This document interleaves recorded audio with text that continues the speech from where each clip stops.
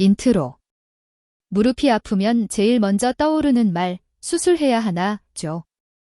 하지만 의사 선생님들도 보통은 수술은 마지막 카드라고 이야기합니다. 오늘 영상에서는 수술 전에 꼭 해봐야 할 무릎 관리법. 정말 수술을 고민해야 하는 신호를 60대 눈높이에 맞춰 차근차근 정리해 드리겠습니다. 이 영상은 60대 이상이신 분, 부모님 무릎이 걱정되는 자녀분 모두에게 도움이 되실 거예요. 영상 속 내용은 일반적인 정보입니다. 현재 통증이 심하거나 약 주사 치료를 바꾸고 싶으시다면 반드시 정형외과 전문의와 상의해서 결정하셔야 합니다. 수술을 고민하기 전에 먼저 내 무릎 상태를 간단히 점검해 볼게요. 다음 질문에 스스로 체크해 보세요. 1. 아침에 일어나 처음 걸을 때 무릎이 뻣뻣하고 아픈가요? 2. 10에서 15분만 걸어도 무릎이 욱신거리거나 붓나요? 3. 평지를 걸을 땐 괜찮은데 계단 내려갈 때 특히 아픈가요?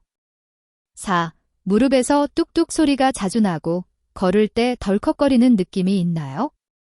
5. 약이나 파스 없이는 일상생활이 힘들 정도인가요? 두세 개 이상 해당된다면 이미 퇴행성 관절염이 진행됐을 가능성이 높습니다. 이럴수록 아예 안 움직이는 것이 아니라 잘 관리하면서 쓰는 것이 중요합니다. 정확한 상태는 엑스레이, 진찰이 필요하니 병원 진료는 꼭 한 번은 받아보세요. 무릎이 아프다고 해서 아예 안 걷기는 더 안 좋습니다. 대신 무릎을 덜 괴롭히는 방식으로 걷기가 중요합니다. 실천 팁 1. 시간보다 통증 기준으로 하루에 1000보 대신 아프기 시작하기 5분 전까지만 걷기. 2. 20분쯤부터 아프면 15분 걷고 쉬기. 2. 평지 위주, 내리막 계단 최소화. 오르막보다 내리막이 무릎에 더 부담을 줍니다. 산책로를 고를 때 내리막과 계단이 적은 코스를 선택하세요. 3. 속도는 대화 가능한 속도. 숨이 너무 차지 않을 정도, 옆 사람과 대화 가능한 정도가 좋습니다. 4. 아프면 멈추고 쉰다. 참으면서 더 걷기는 연골에 더 큰 압박을 줍니다. 걷기는 끊지 말고 양과 방식을 조절해 주세요. 무릎 관절은 우리 몸의 하중을 직접 받는 관절입니다.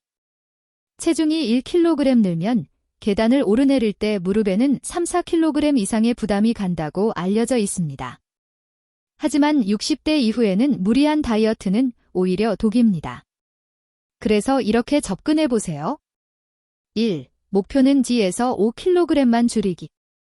과체중이시라면 10kg 빼기보다 우선 2에서 5kg만 줄여도 무릎 부담이 확 줄어듭니다. 2. 밥양 10에서 20%만 줄이기부터. 평소 밥그릇에 담던 양에서 한두 숟갈 덜기. 반찬은 채소 단백질 위주로 튀김 전 달달한 간식은 줄이기. 3. 근육은 꼭 지키기. 단백질, 생선, 두부, 계란, 살코기를 충분히 드셔야 체중은 줄면서도 근육은 덜 빠집니다. 갑작스러운 단식, 원푸드 다이어트는 절대 피하시고 천천히 3개에서 6개월에 걸쳐 서서히 줄이는 걸 목표로 하세요. 무릎이 아플수록 중요한 건 허벅지 근육입니다. 허벅지 앞 뒤 근육이 튼튼하면 걸을 때 무릎 연골이 직접 받는 충격이 줄어듭니다. 집에서 할 수 있는 기본 운동 2가지만 알려드릴게요. 1. 의자에 앉아 다리 뻗기. 등받이에 기대 앉기. 한쪽 다리를 천천히 앞으로 쭉 뻗어 5초 유지. 다시 천천히 내리기. 양쪽 다리 각각 10회씩. 하루 2-3세트. 2. 벽 짚고 반 스쿼트. 벽이나 싱크대를 손으로 잡고 서기. 의자에 살짝 앉는 느낌으로 엉덩이를 뒤로 빼면서 아주 살짝만 내려가기. 무릎이 발끝보다 앞으로 나가지 않게 통증 없는 범위까지만. 10회씩 하루 1-2세트. 운동 중에 찌릿한 날카로운 통증이 느껴지면 그 동작은 즉시 멈추세요. 약간 뻐근한 정도는 괜찮지만 아픈 운동은 무릎을 더 상하게 합니다. 무릎이 이미 좋지 않은데 모르게 계속 상하게 만드는 습관들이 있습니다. 혹시 여기에 해당되시는지 체크해 보세요. 1. 쪼그려 앉기, 쭈그려서 청소하기. 화장실 베란다 청소할 때 특히 많이 하시죠. 가능하면 긴 막대걸레, 손잡이 긴 도구를 사용해 주세요. 2. 양반다리, 무릎 꿇고 앉기. 바닥 생활은 무릎에 큰 부담입니다. 식탁 의자 생활로 조금씩 바꿔보세요. 3. 무거운 장바구니 한 번에 들기. 장 볼 때 카트, 바퀴 달린 손수레 활용하기. 한 번에 들기보다 여러 번 나눠 옮기기. 4. 통증을 진통제로만 버티기. 약으로만 버티면서 생활 습관을 바꾸지 않으면 결국 수술 시기를 앞당길 수 있습니다. 이 정도야 괜찮겠지 하는 습관들이 무릎에는 생각보다 큰 부담이 됩니다. 무릎이 아플 때 찜질은 차게, 뜨겁게 많이 헷갈리시죠? 기억하기 쉽게 정리하면 1. 붓고 뜨겁고 갑자기 아플 땐 냉찜질. 넘어졌거나 갑자기 많이 걸어서 무릎이 붓고 뜨거울 때 수건에 싼 얼음팩을 10에서 15분 정도 대기. 하루 2, 3번까지. 2. 오래된 뻐근함, 굳은 느낌의 논찜질. 아침에 뻣뻣하고 오래 앉아있다 일어날 때 뻐근할 때. 너무 뜨겁지 않은 온찜질팩을 15에서 20분 정도. 3. 공통 주의사항. 피부가 빨갛게 달아오르거나 얼얼하면 바로 중단. 감각이 둔한 분, 당뇨병으로 신경이 약한 분은 특히 조심. 찜질은 통증을 덜어주는 보조수단일 뿐. 근본적인 해결을 위해서는 체중 관리, 근력운동, 생활습관 교정이 꼭 함께 가야 합니다. 다음과 같은 경우에는 괜찮아지겠지 하고 버티지 마시고 정형외과 진료를 꼭 보셔야 합니다. 1. 한쪽 무릎이 갑자기 많이 붓고 뜨거워졌다. 2. 밤에 잠을 깨울 만큼 아프다. 3. 다리가 오자형으로 심하게 휘어지는 느낌이 든다. 4. 10분 이상 걷기가 점점 힘들어지고 있다. 5. 무릎이 갑자기 탁 하고 걸리면서 펴지지 않는다. 이런 증상은 단순한 퇴행성 관절염뿐 아니라 관절 내 출혈, 인대 반월 상연골 파열, 감염 등 다른 질환이 숨어 있을 수도 있기 때문입니다. 영상으로만 보고 스스로 판단하지 마시고 이런 신호가 있다면 꼭 병원에서 엑스레이, 필요시 MRI까지 정확한 검사를 받아보시는 게 안전합니다.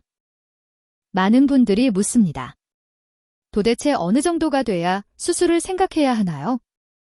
일반적으로는 다음과 같은 경우에 의사와 수술 이야기를 진지하게 나눕니다. 1.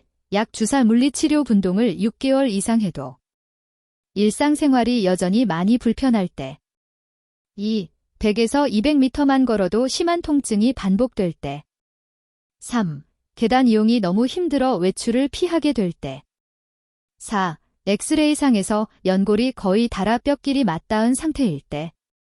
하지만 나이, 다른 질환, 활동량, 생활 환경에 따라 수술이 꼭 정답인 경우도 조금 더 보존적 치료를 해볼 수 있는 경우도 있습니다.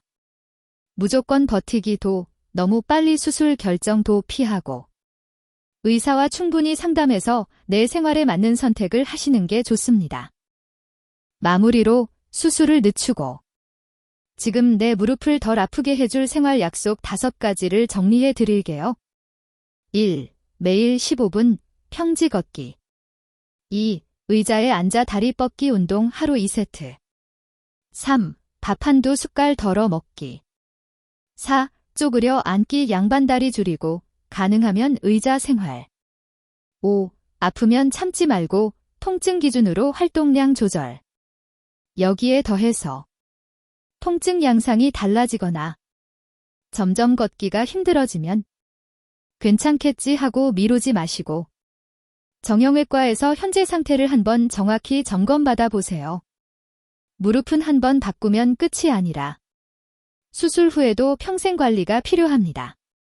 지금부터 잘 관리하시면 더 오래, 덜 아프게 내 무릎을 쓰실 수 있습니다. 앞으로도 연령대별로 실천 가능한 건강 습관 차근차근 같이 만들어 가겠습니다.